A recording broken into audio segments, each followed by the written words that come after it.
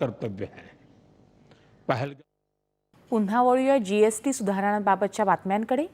GST कररचनेत केलेल्या सुधारणा म्हणजे नवीन पिढीतल्या सुधारणा असून सर्वांना परवडण्याजोग्या किमती, वस्तूंचा वापर आणि आर्थिक कार्यक्षमतेला चालना देण्यासह उद्योगांना प्रोत्साहन देण्यासाठी उचललेलं महत्त्वपूर्ण पाऊल आहे, असं केंद्रीय अर्थमंत्री निर्मला सीतारामन यांनी यावेळी घेतलेल्या पत्रकार परिषदेत सांगितलं।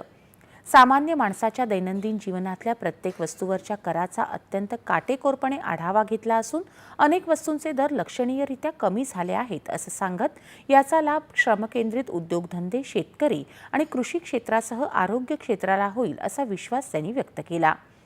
जीएसटी चौकटीत स्थिरता यावी या उद्देशानं उलट शुल्क संरचना आणि वर्गीकरण समस्या सोडवण्यात आल्या आहेत असं त्या म्हणाल्या। नोंदणी, कर परतावा फायलिंग आणि परतावा सुलभ करण्यासाठीच्या उपाययोजनांवरही त्यांनी प्रकाश टाकला। जीएसटी सुसूत्रीकरणामुळे दैनंदिन जीवनावश्यक वस्तूंवरील कर कमी होतील, एमएसएमई आणि स्थानिक विक्रेत्यांना फायदा होईल आणि नागरिक अनुकूल अर्थव्यवस्थेला पाठिंबा मिळेल। या पंतप्रधान नरेंद्र मोदी यांच्या स्वातंत्र्य दिनाच्या घोषणेशी या सुधारणा सुसंगत आहेत असं त्यांनी सांगितलं। जीएसटी